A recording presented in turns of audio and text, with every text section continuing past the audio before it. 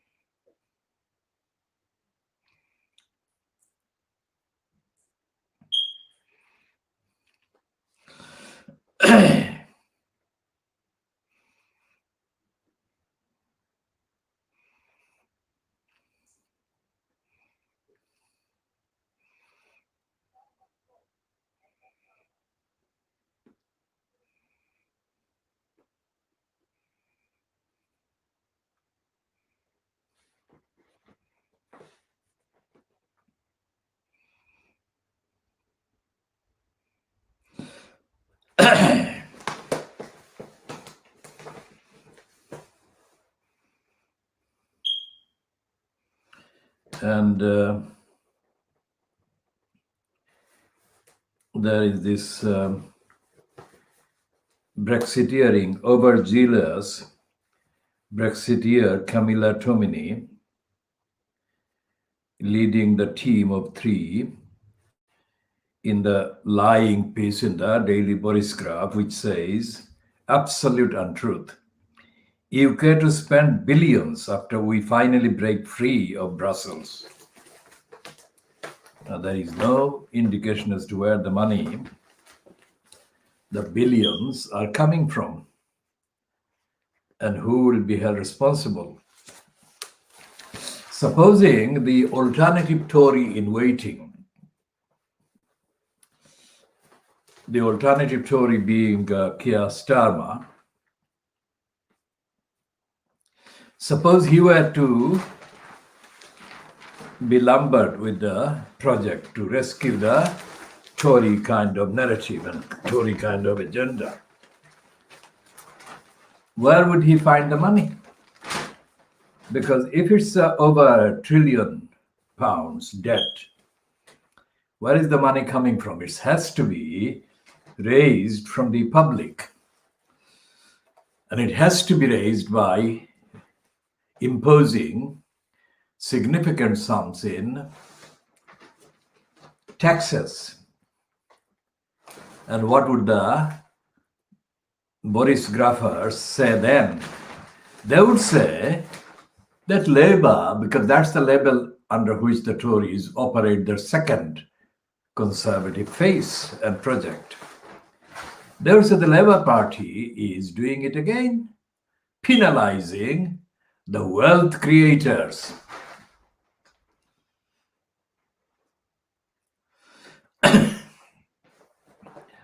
Now, the Prit Star is Priti Patel is being given this name Prit Star.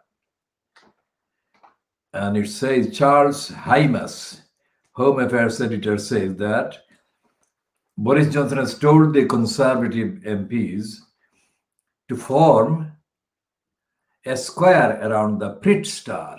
That is the name, Pritster, Prit Star. And it says Boris Johnson refuses to sack Home Secretary after rejecting reports stating that she bullied civil servants. And it says that Boris Johnson last night urged his MPs to form a square around the Prit Star. As a bitter war of words broke out between the Prime Minister and civil servants. Now, what this reminds of is exactly what Johnson does. I mean, he did the same thing when he refused all criticisms that were made of Dominic Cummings, and he stood by Cummings. And we know what happened.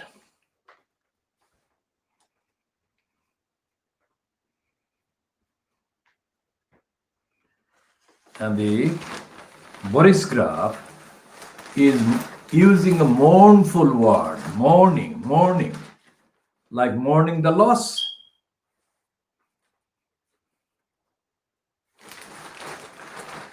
And it says that protecting birds from burning is a blow to field sports. They're being brazen. And this is absolutely against all laws. Field sport is cruelty to animals. That is not sport.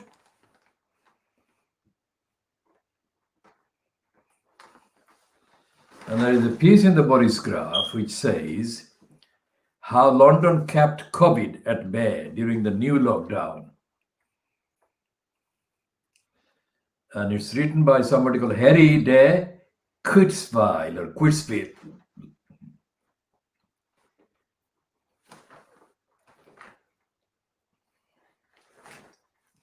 And the three kind of bullet points is fewer people and behavior change and second time lucky. Well, there are 5 actually. The other one is jobs and wealth. And the government favors London. Well, there is this number 4, it says jobs and wealth. Of course, there is deprivation in London. Of course, there are multi-generational households where vulnerable people can easily be exposed to the virus. But the city is richer, city meaning the whole of London, not just the city of London. But the city is richer than other parts of the country. In 2018, this is a completely grotesquely stupid, untruthful average. In 2018, disposable income per head stood at £29,362.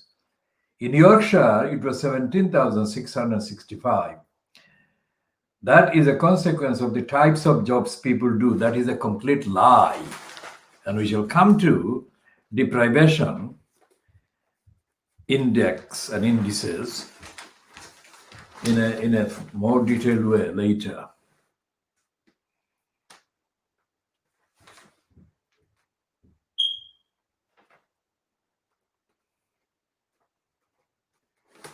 And Camilla Tominey, a complete accomplished liar, singing in praise of Boris Johnson, just like the lying Daily Express does. Camilla Tominey's headline is Johnson is taking back control of lockdown and his party. Well, next headline she will do is taking back control of the empire and the whole world.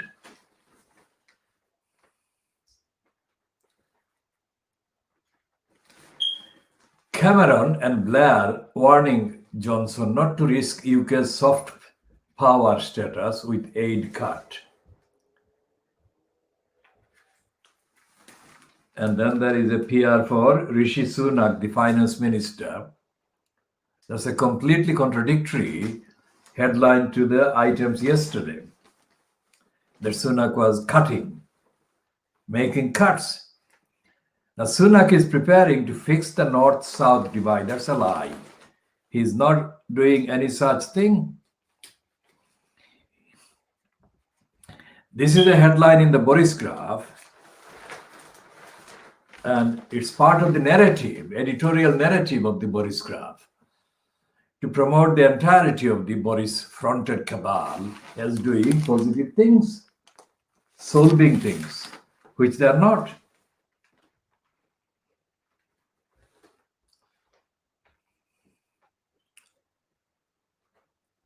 And there is a piece about Italy on page 11 of the Boris graph, which says that poverty-stricken Naples bears brunt of Italian second wave.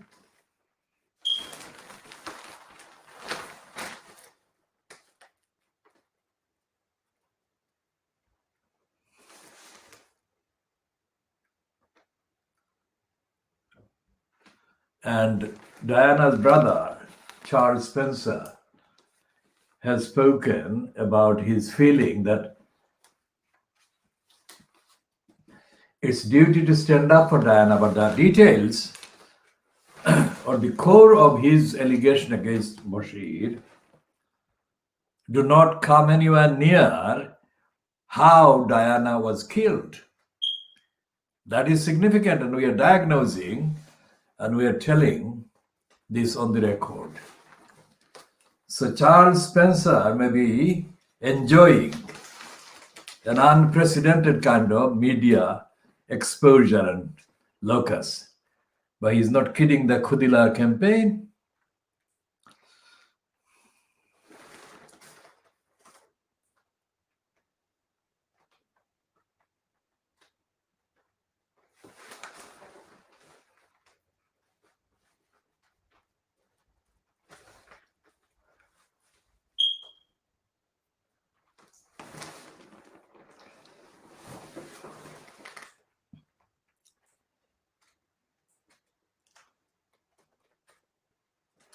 Now, there is a woman called Princess Haque, the ex-wife of the ruler of Dubai, paid a British bodyguard 1.2 million and gave him gifts, including 50,000 pounds per the shotgun, watches, and cigars, it has been claimed. So she paid 1.2 billion pounds to bodyguard lover. Now, Haya, in the Siloti language, is shame or dignity.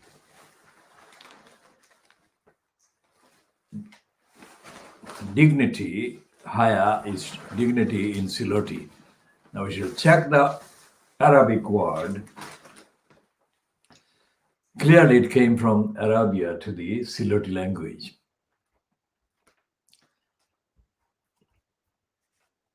And there is a piece in the Boris graph which says Trump is accused of abuse of office by Biden lawyer. Such a modest kind of accusation.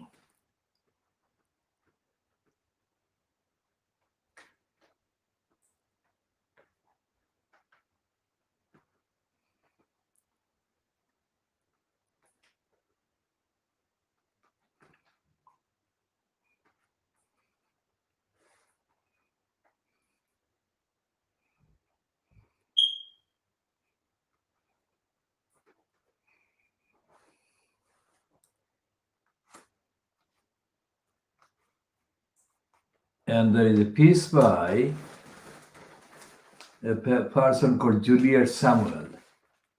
And it says, the state isn't corrupt. It's a Saturday comment. The state isn't corrupt. It's just not very good. Now, she obviously is clueless. She's clueless about ethics, morality, and corruption, and also about state and about the destruction of lives by the lying, corrupt kind of armies of state agents at various levels, destruction of the lives of people.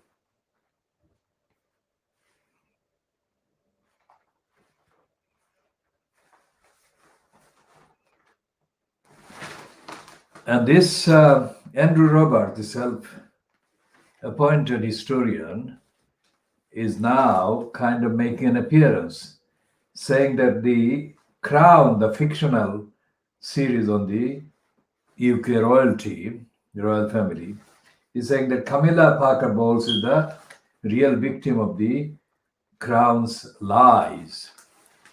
Now, Andrew Roberts is a liar, and he has no idea about what is the difference between lies and truth.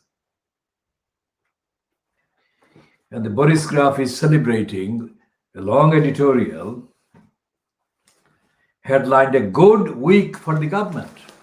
Boris Graph, of course.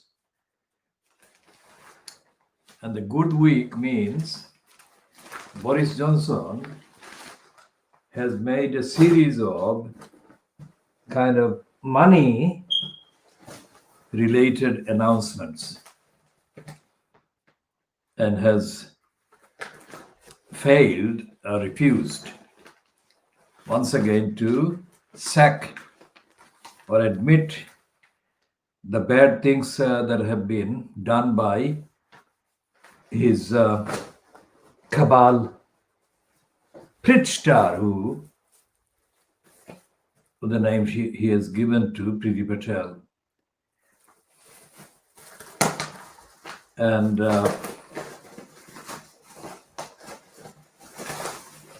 there is a huge PR piece for the Kirsty also on the Boris graph.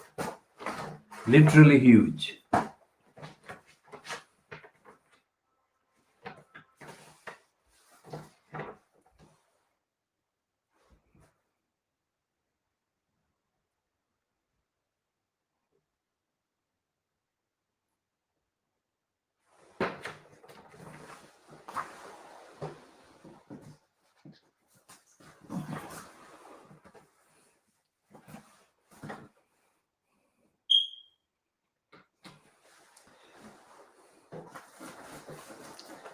So this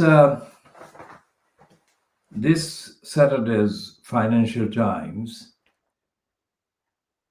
doesn't have, at least not in the shop that we got it from, the how to spend it.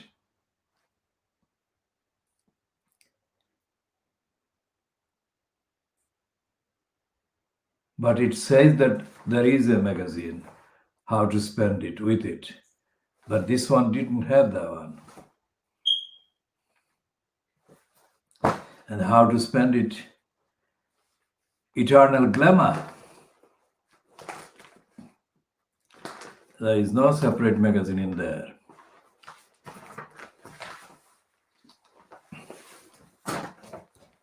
And the Financial Times, which charges £4 for the Saturday edition. Well, Saturday is called the weekend edition, I think, FT weekend. Saturday 21st of November, Sunday 22nd of November 2020. And it's UK £4, Channel Islands £4, Republic of Ireland £4.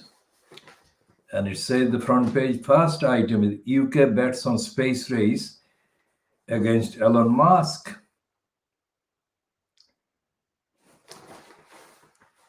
And court ruling on final salary pensions set to benefit hundreds of thousands. We shall be looking at that because we've been talking about or posting about pensions and the role of the judiciary that we have identified as being an obstruction against people in low income and people in no income.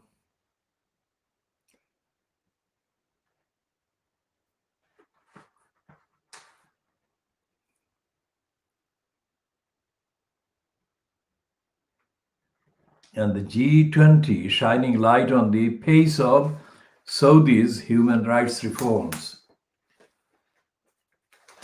This is a complete whitewash for the Saudis.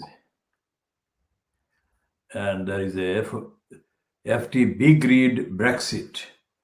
And the headline is, it's a piece that has got three byliners: George Parker, Peter Foster, and Jim Bransden. And it says Johnson reaches Brexit endgame. By that, what they mean?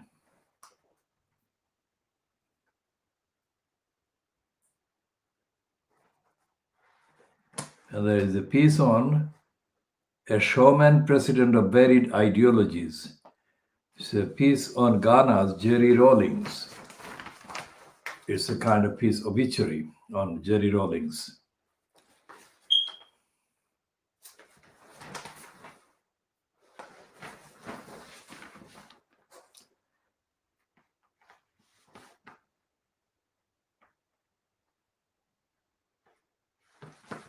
There is a piece on biomedicine,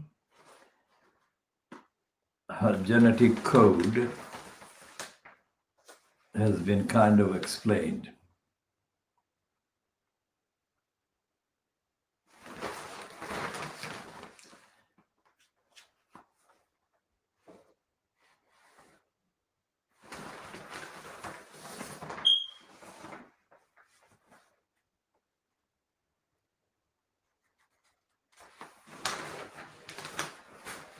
It's a piece by Eva Zelle about London and the impact of Brexit. And she's saying that, well, we should go back to that piece, that Londoners are not in a rush to get involved in Brexit. So where is the Financial Times editorial in this edition? Normally, the editorial is next to the kind of last page, just before the last pages. So this one in the Financial Times says on page 2 that von der Leyen signals progress in Brexit talks. And on page 3, opposite that, Brexit stokes fires of Scottish independence.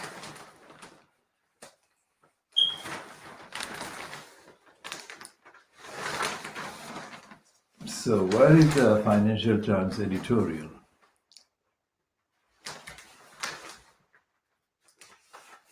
Have they forgotten the editorial page altogether, this issue? So this is on page 10.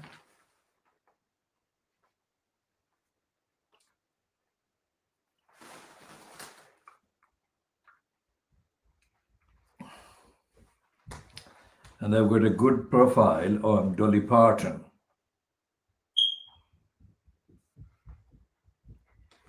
And the second of the two editorials says, now we need to vaccinate the whole world.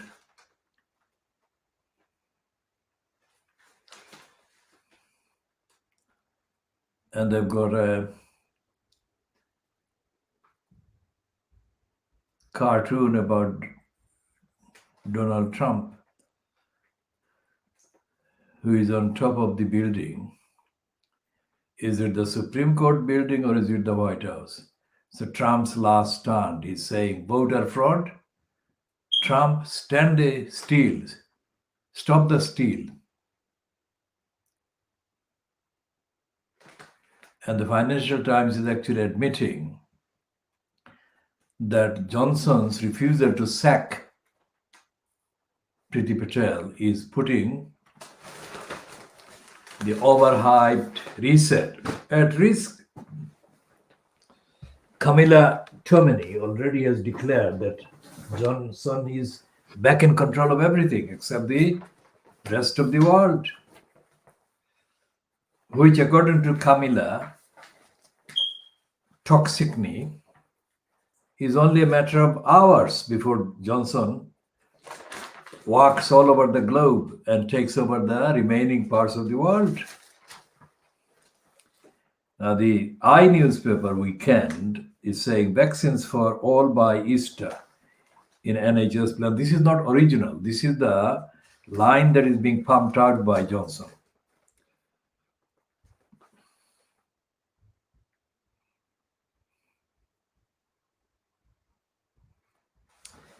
And Katie Bowles, who is essentially a right-winger with the Spectator, but has got a kind of tactical kind of advantage over her rivals, because she surfaces on not so right-wing kind of platforms as well. And the summary of her piece in the I newspaper, the piece itself is called The Reckoning, and it's under analysis. And the summary of that analysis is Sunak's spending review will reveal the deplorable state of UK finances with little to lighten the gloom. Now that is putting it very mildly indeed. Of course it is.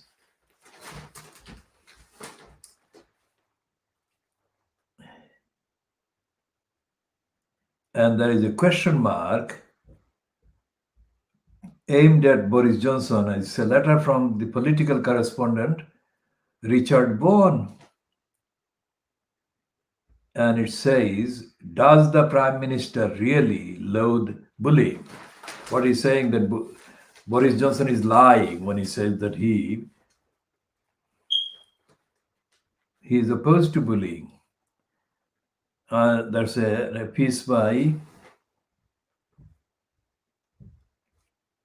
Jane Merrick and Chloe Chaplain, headed PM backs Patel after advisor on standards quits over bullying. There's a picture of an overly open-faced stage smile by Priti Patel standing next to a gloomy-looking Boris Johnson, both of them facing a policeman whose back is to the camera, a uniformed police person.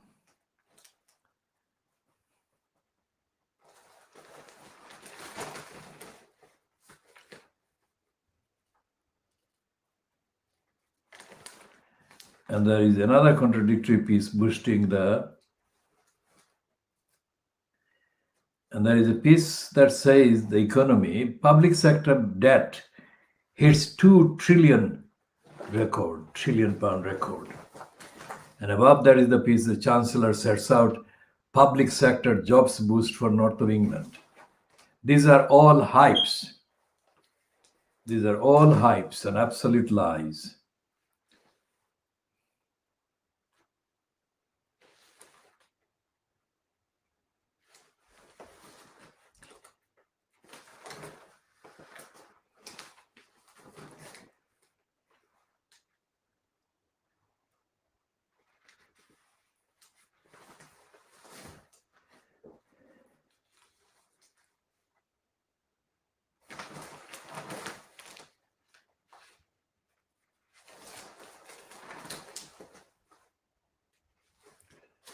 And I got various pieces about healthy eating.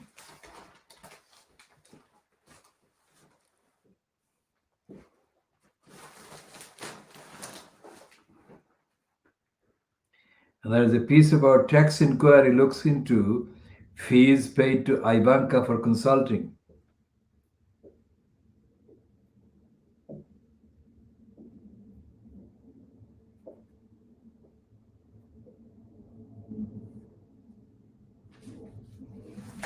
And there is a lot of contradictory pieces about the various moves in the USA linked with Trump trying to stop.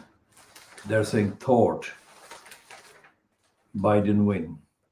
There's a piece about the ITV presenter Jeremy Kyle, who may have contributed to death of the show guest, according to the coroner.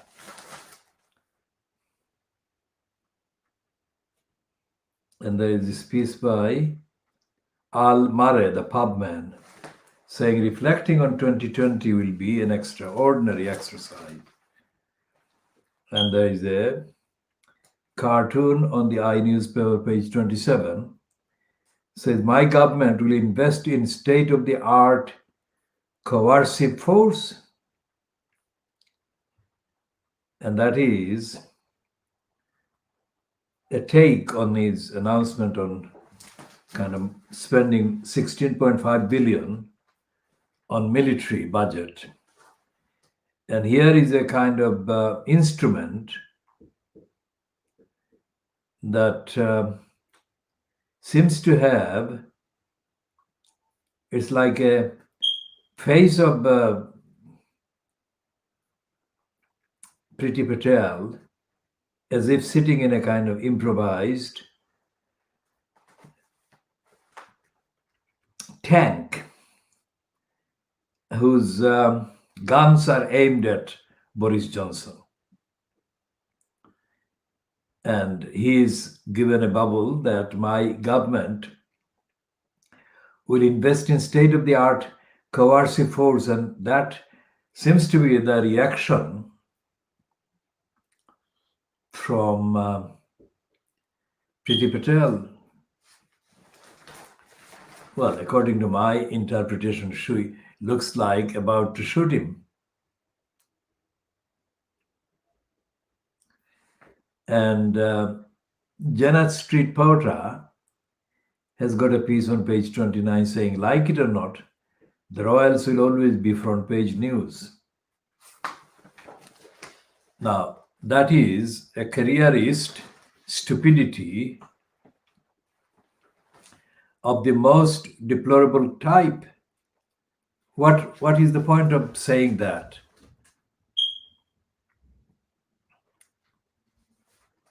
Whether they are right or wrong is what she should be talking about, not whether there will be front page news. And Patrick Coburn is saying that re-energized nationalism has become the spirit of the age.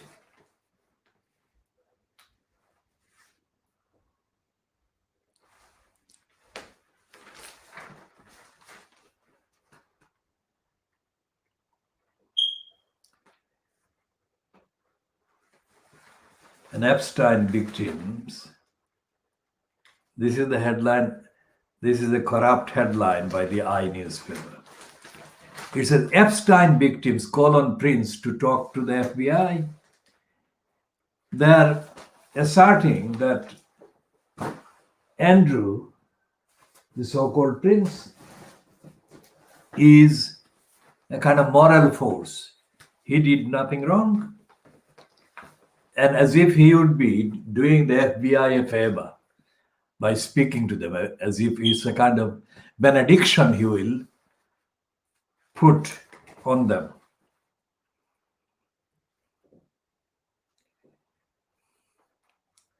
And there is this two-page spread on pages 4 and 5 of the Daily Mail with a picture of Martin Bashir.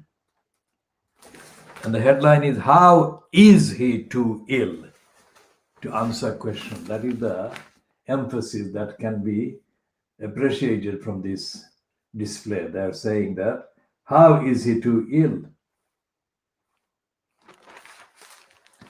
Bashir is the one who is standing. The picture is on standing. And the other two pictures are, of course, on the left one is of Diana's closely meeting her brother, who is now doing the media runs, Charles Spencer. And then one of his own kind of profile picture, close up. And this is another spread on Diana with her two sons. On the side is, of course, Charles. And the Daily Mail is saying that Rebecca Vardy has won 1 point and Wagataruni no point. Rebecca wins first round of court battle as judge decides she was the target of Colin's Instagram post. That is obvious.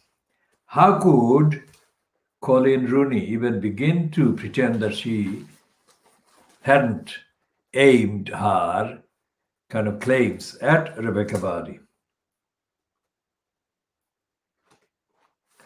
And they've got a piece there on the Daily Mail asking, is Johnson running the country by WhatsApp?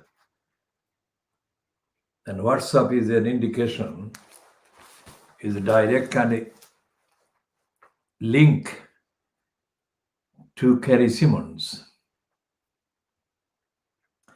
As he clashes with number 10 Mandarin over text messages, Curry is said to prompt him when he rings ministers. So, a whisper in your ear, Boris Johnson with Kerry Simmons. Now, she prompts him by WhatsApp. That is what is being claimed by this piece, in this piece by Simon Walters. Boris Johnson has clashed with Britain's most senior Mandarin after insisting on making top secret policy decisions on WhatsApp. Cabinet Secretary Simon Case intervened after concern that some text from the Prime Minister's official account on the messaging service appeared to have been sent by someone other than him. In a separate development, Mr. Johnson's partner, Kerry Simmons, is understood to have been overheard, prompting him in the background during confidential phone calls to ministers and officials. The extraordinary WhatsApp dispute follows a move by Mr. Johnson earlier this month to extend the use of a secret Downing Street WhatsApp group for routine messages to sensitive affairs of state. They include highly confidential policy decisions and instructions to fellow cabinet ministers and mandarins. As Preeti says sorry, Boris sends WhatsApp rallying cry to MPs, pages 12 and 13. Number 10 and civil service at war over the Pritsta. And then now we know it's Boris and his gang against the world. That is Stephen Glover.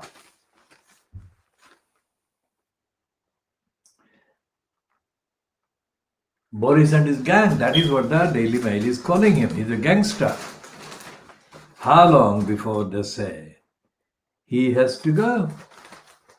I mean, he has gone already, but physically he's still there.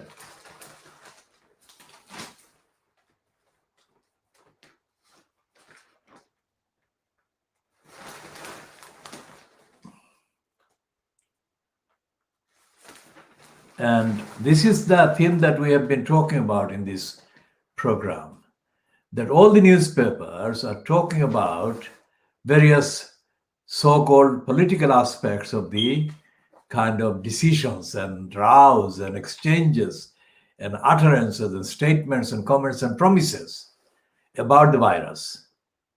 But what the Fleet Street papers have been completely absent from is the field of evidence. What does the virus do? How does it behave? And what are the various ways that it acts in? What are the impacts on the people that are actually infected by it?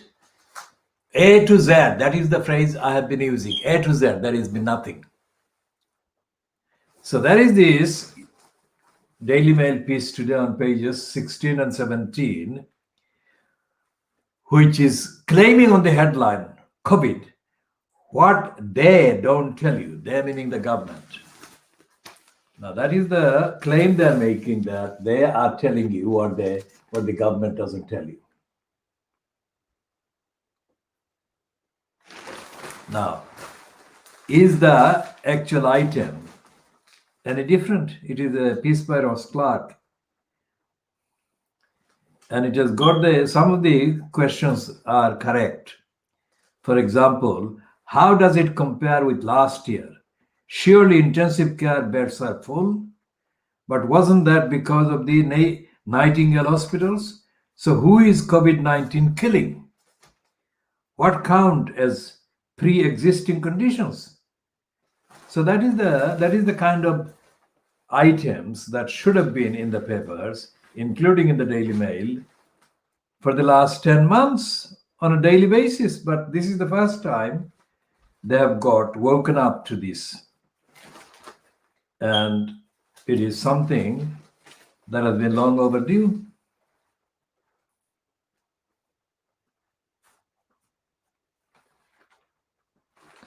All right, there is this piece by Dominic Sandbrook.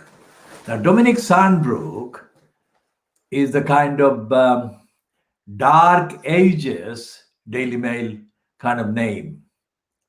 I mean, he is one of about a dozen Daily Mail names that are regularly kind of peddled, promoted, exhibited as upholding Little England. And here he is doing the thing about this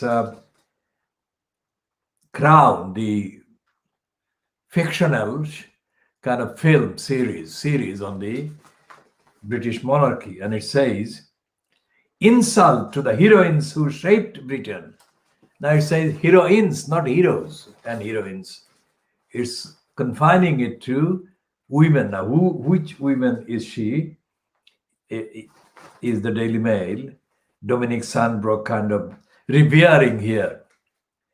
It's a pantomime Thatcher, a heartless queen, IRA propaganda at Mountbatten's funeral. Yes, it's only television, but with its nakedly leftist attack on our values, is the crown poisoning minds against our proudest institutions? Now that is stupid and corrupt and idiotic. This is nothing to do with leftist, you morons. And there is nothing leftist about any of it. And it has got a kind of preening editorial about care home residents.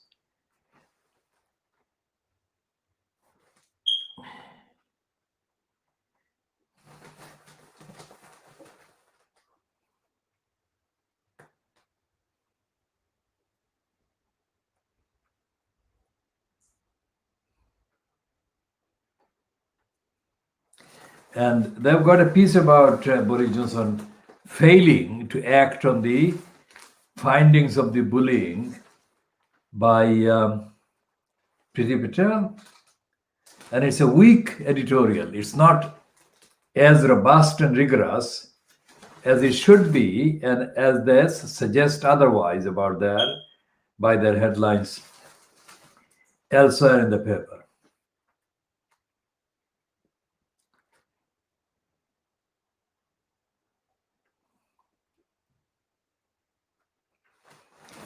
So there is this piece about the Suzanne Moore being ousted by the Guardian colleagues. The piece on page 25 by John Humphreys, his column is headed John Humphreys on Saturday. As a Guardian journalist, is hounded out by her own colleagues for daring to express an opinion. He says, the headline, witch hunts must never be allowed to stop the presses.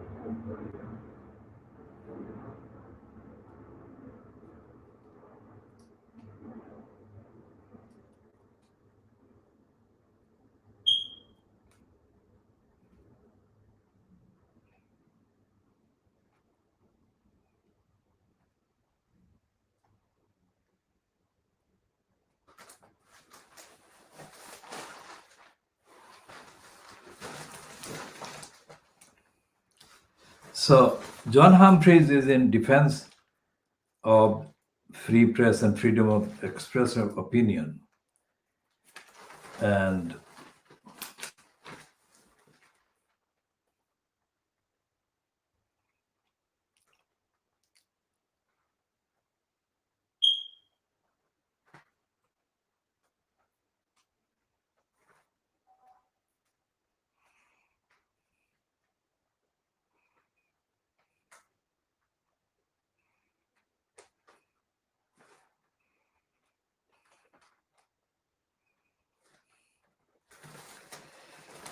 so they're celebrating George Clooney giving 14 of his kind of workers, if you like, $1 million or pounds each.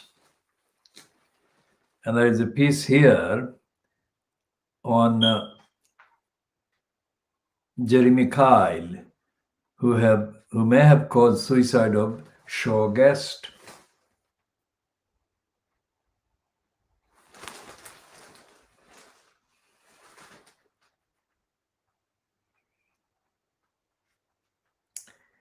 And this is a kind of double-barreled Daily Mail type reactionary parasitical stupidity that is disguised as supporting the children in some of the world's deprived areas.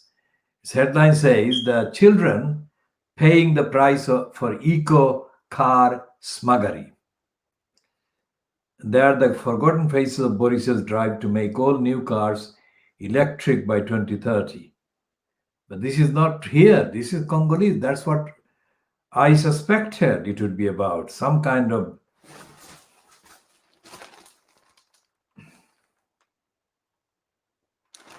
and the point is that they're completely conflating too many things that don't fit together.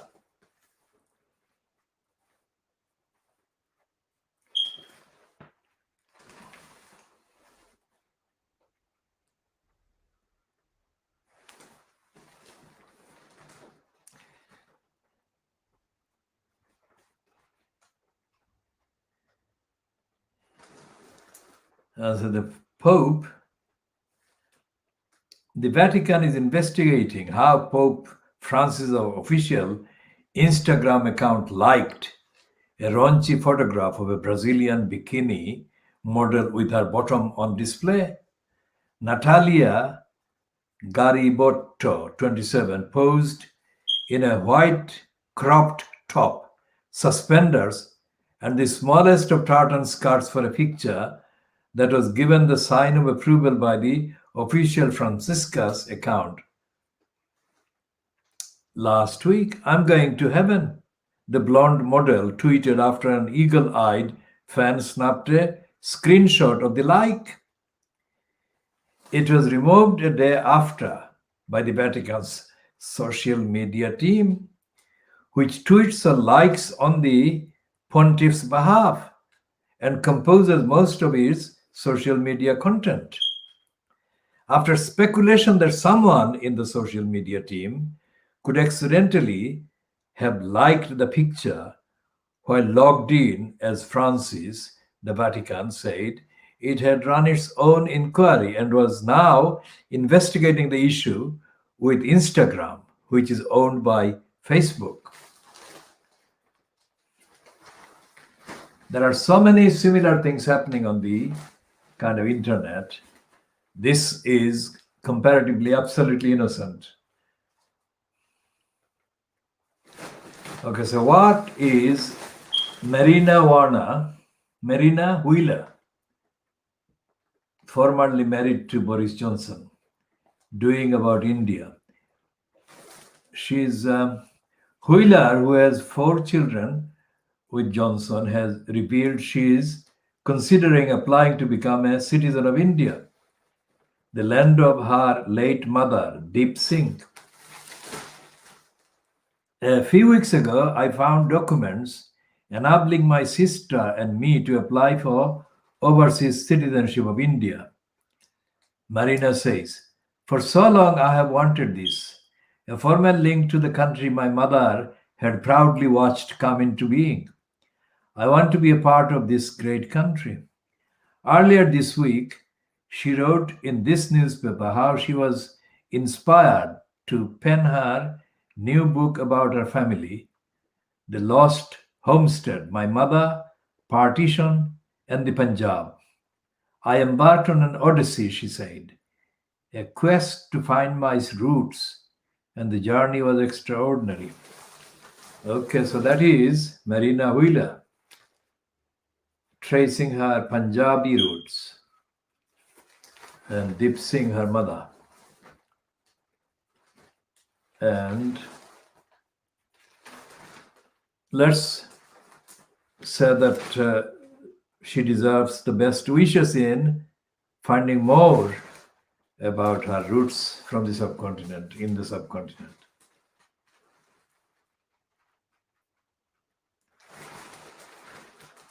And so there are too many contradictory pieces in the Daily Mail, but essentially the Daily Mail remains loyal to the right-wing kind of cabal. and the right-wing agenda. It's not disowning, let alone investigating the wrongs of the right.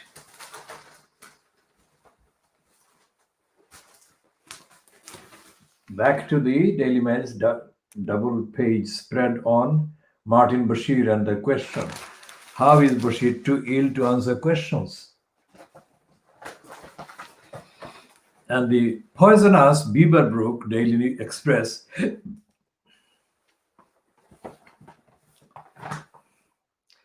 is, of course, unstoppably optimistic about anything that Boris Johnson does.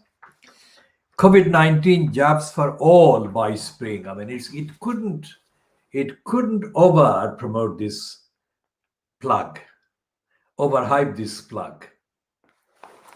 There is no evidence that this will happen, and also, more importantly and more seriously, there is no evidence that any vaccine has been kind of tested in the properly scientific and safe way.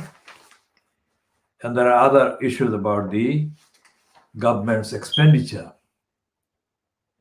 And it's saying that the Rishi's plan to level up the country. This is a complete, absolute travesty. Neither Rishi nor Johnson nor any of the conservatives will level up the country. That is to say, make the north of England as kind of equally served, let's say, put the north of England on an equal footing as the counterparts in the south of England.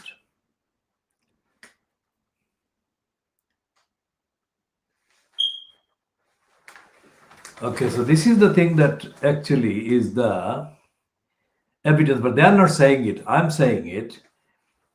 Why should people be allowed to climb the mountains?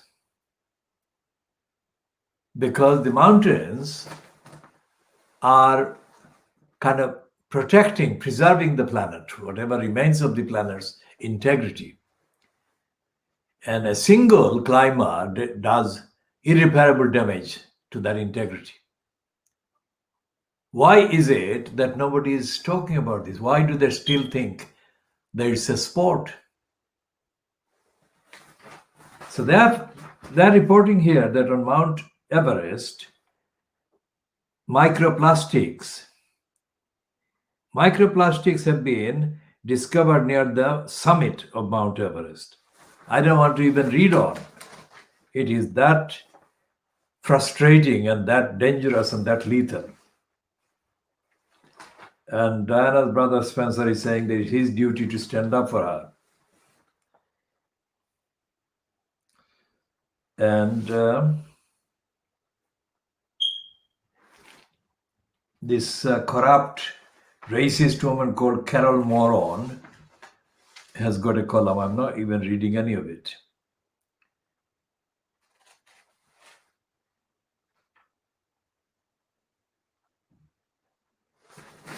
And Patrick O'Flynn, this dreadful man again, is peddling for Boris, saying Boris is right to stick with pity and snub chinless wonders.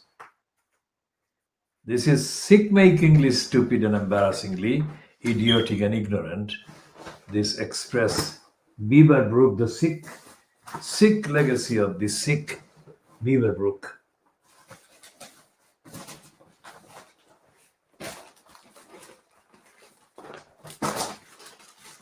Now, The Guardian has got an exclusive on Obama, who is quoted on the front page as saying, "I was my most level-headed when things were going to hell." Now, this criminal, Obama is a criminal who was in the White House. He committed lots and lots of war crimes. And he didn't deal with the racism across the USA. And he didn't keep his promise. And he continued the attacks on the human rights of the innocent Muslims. And he did many other things that were wrong. But because of Trump doing some things even worse than Obama did, Obama's wrongs and errors were hidden and still remain hidden. And the fact that the Guardian has got an exclusive with Obama is not a sign of the Guardian suddenly stopping being a racist, corrupt, anti-Muslim outfit. Of course, Obama's father was a Muslim, but Obama never acknowledges his father. Obama acknowledges his non-Muslim kind of environment. And although he grew up in Indonesia, that was nothing to do with his preference. That was to do with the fact that his mother was married to an Indonesian during those years.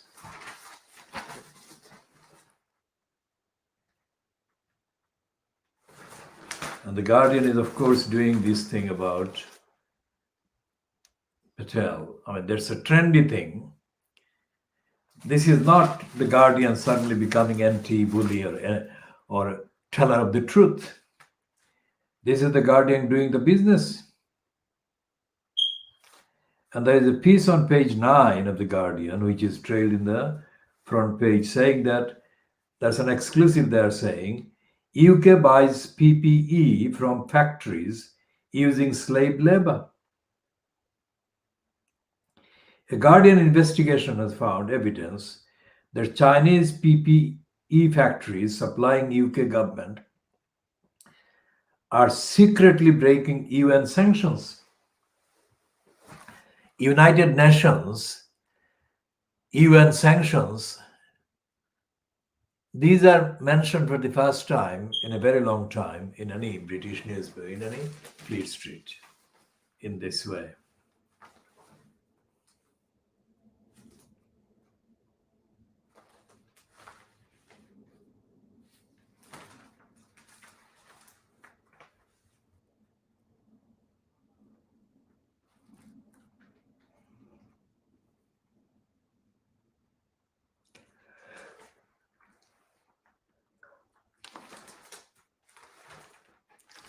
On the pages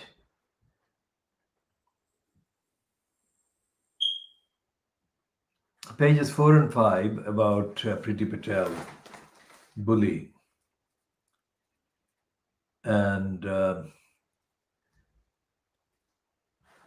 other ministers who have found to have breached ministerial code and resigned.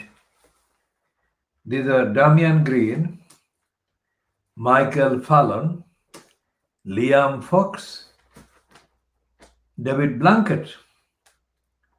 But Priti Patel is the one that breached and has not resigned. So they're putting the facts there.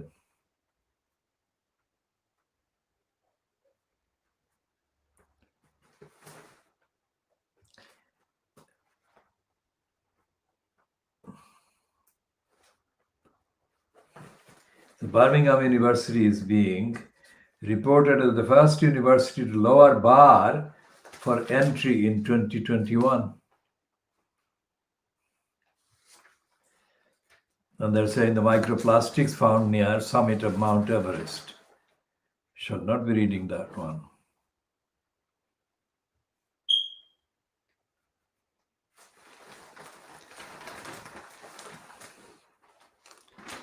And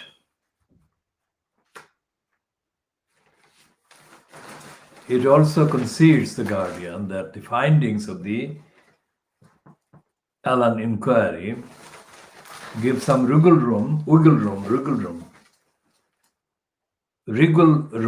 for Boris Johnson.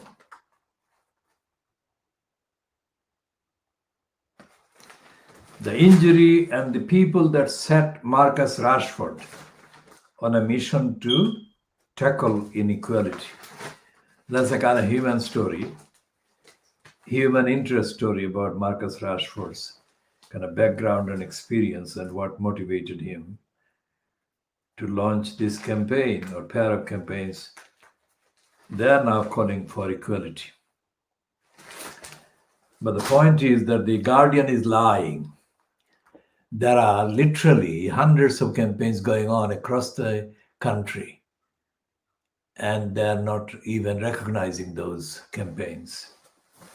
And there are thousands of injustices being committed by the government, and the Guardian is not reporting those.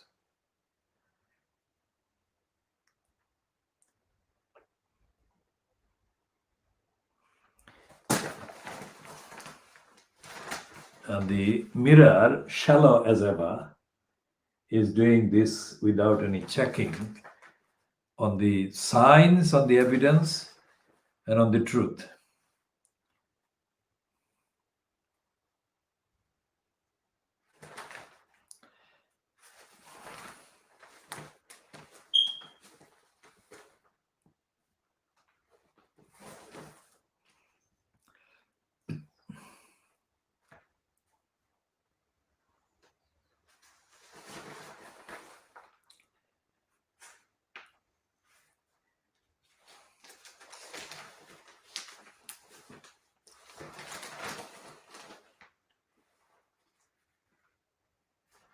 And they've got a big piece compared to the other papers, that Jeremy Kyle is accused of our death of the television guest. And they've got the editorial page, the Daily Mirror, the only one so far that condemns Boris Johnson for sticking to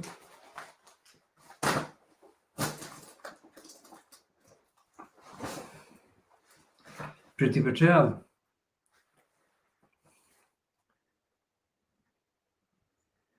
And they don't mention that Harry actually gave the key to Frogmore to his cousin, Eugenie.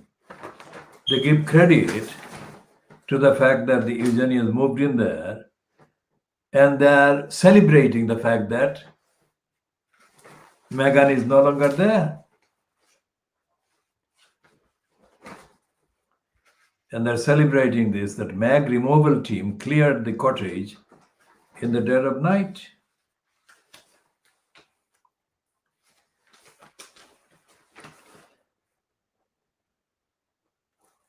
And MPs are getting £3,000 pay rise.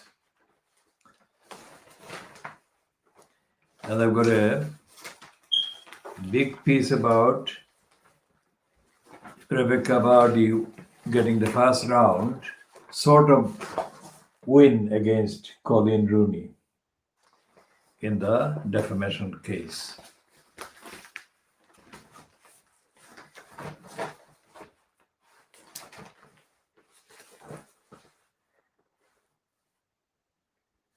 And they are over exhilarated at the coming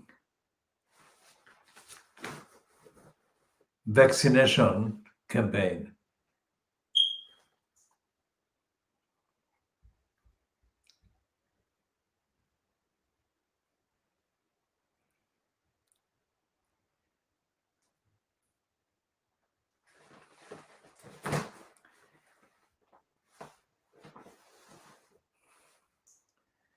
What did Priti Patel's bullying amount to?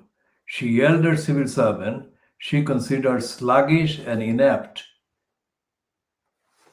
And the Daily and Scum is, of course, backing Priti Patel and condemning her victims.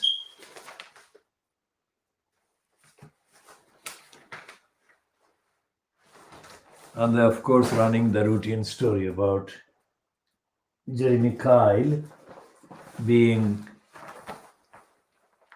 declared as having been responsible for the death of the guest by the coroner. And the Times is the one that has got, apart from the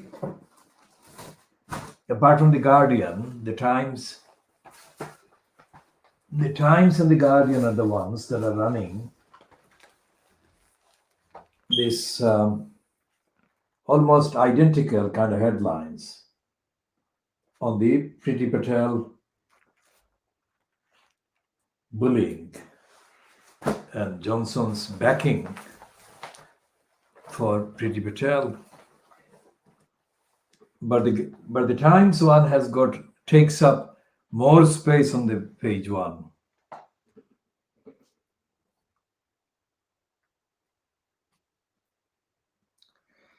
And it has got kind of more content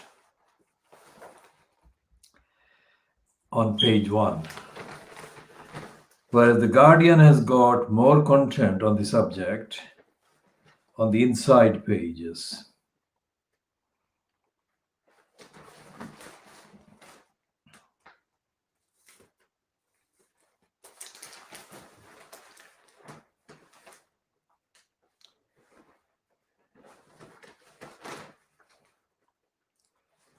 And there is a piece on the page 2 of this Times accusing the Finance Minister Rishi Sunak of attacking the workers by freezing their wages. And there is another piece on the same page, page 2, that Johnson is preparing a Brexit bill at breakneck speed. Now it will be passed at breakneck speed without any doubt, because he has got such a big majority in the House of Commons that there is no point in anyone opposing it. And Keir Starmer won't oppose it. Now here is another picture of the Johnson and Priti Patel. Priti Patel has got her face wider than the size of the river. I mean, this shows her stooge, mental slave kind of position. She's too grateful to be standing next to Johnson.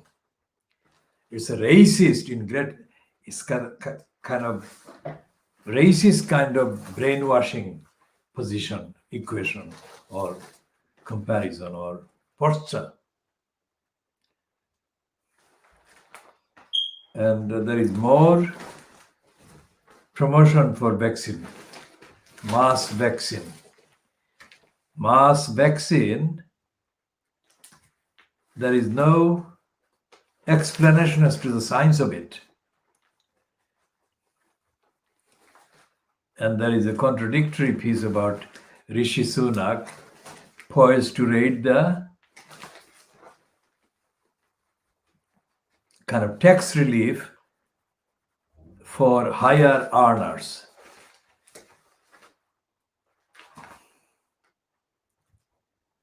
There is no truth in that at all.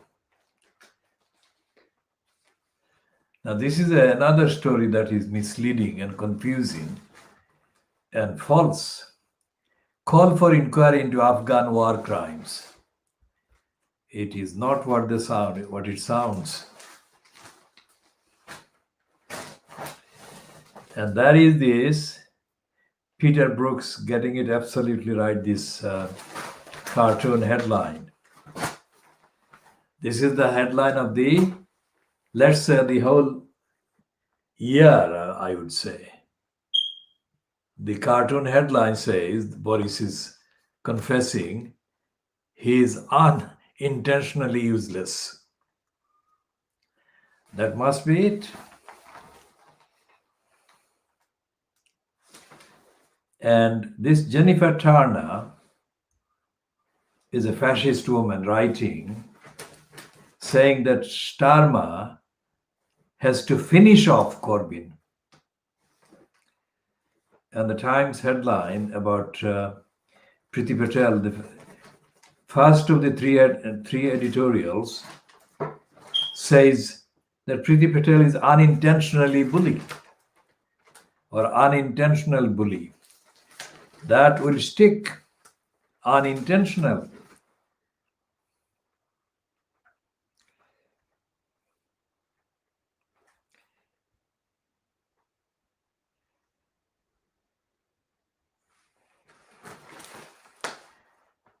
and Johnson will never live it down.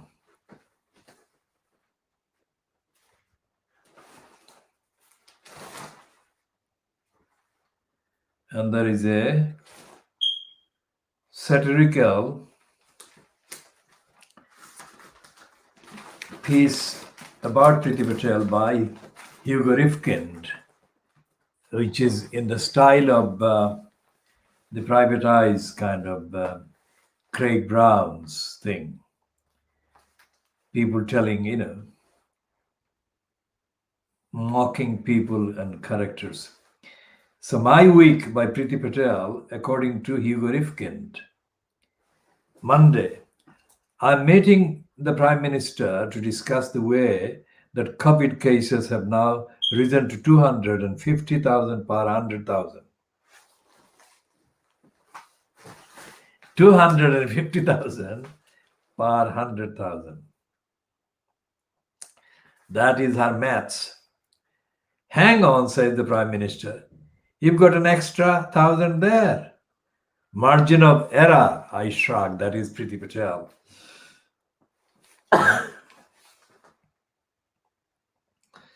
Then the Prime Minister says he has wanted to speak to me about this bullying report because he's not sure how much longer he can hush it up.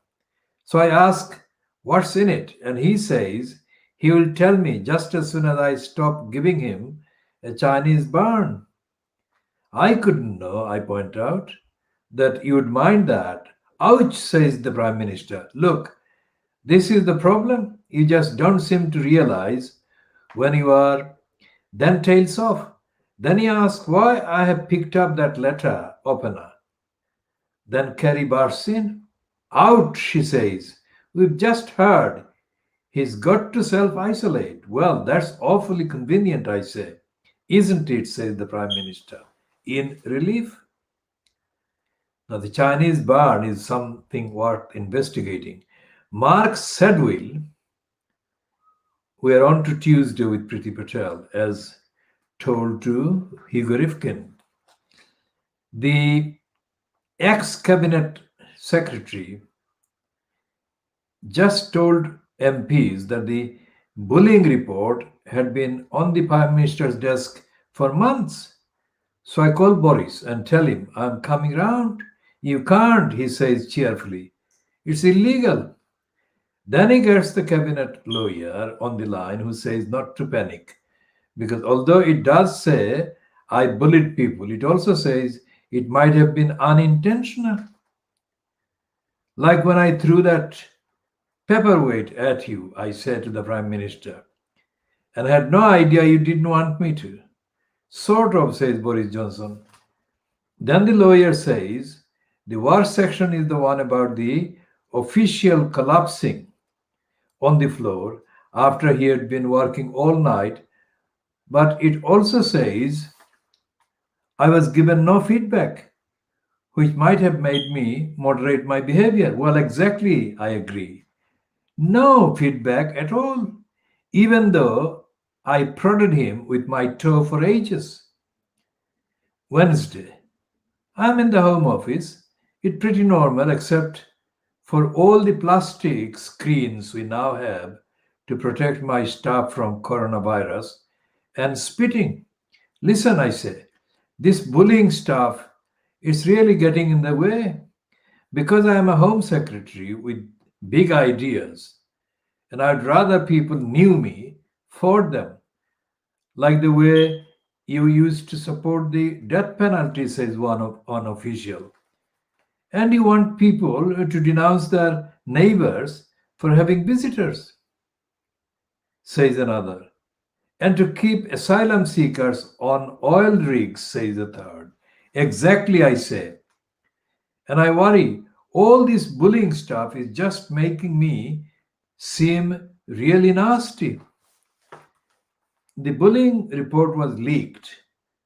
Worse still, the guy who wrote it says, I definitely broke the ministerial code.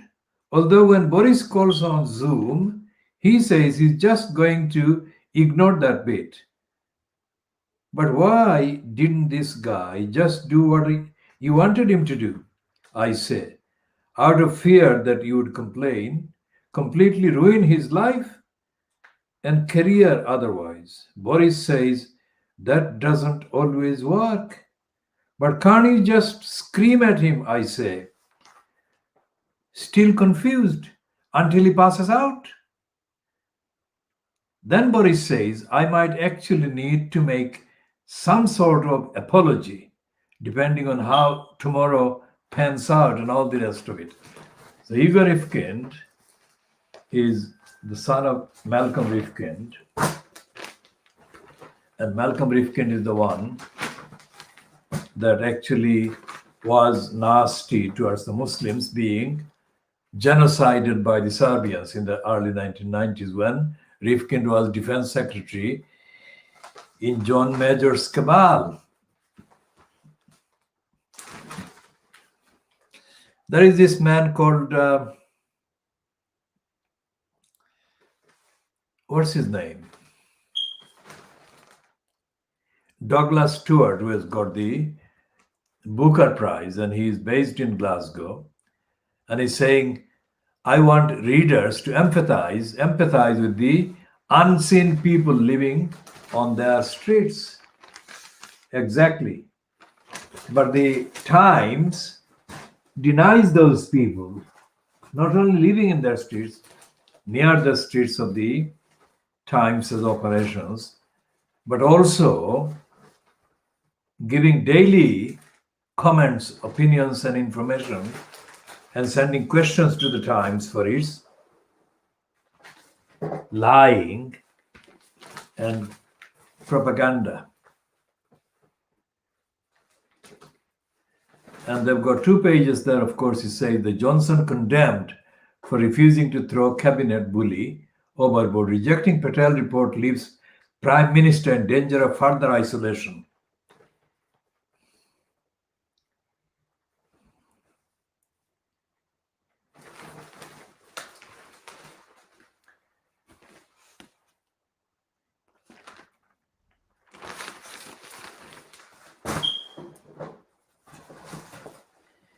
And the Daily Star is doing another joke kind of figure about Johnson. And it says the bully shambles, and it says, will the last bozo advisor to leave Downing Street please turn out the lights?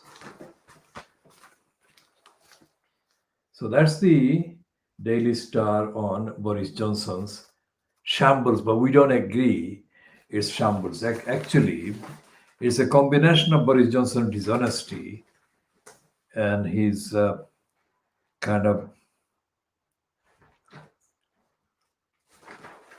cruelty and lack of compassion and his prejudice and his racism.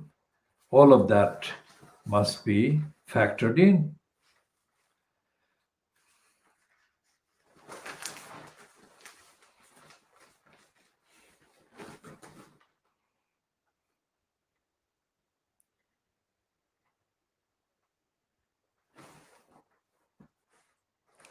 And the Star is, of course, also writing like the Mirror about the bullying.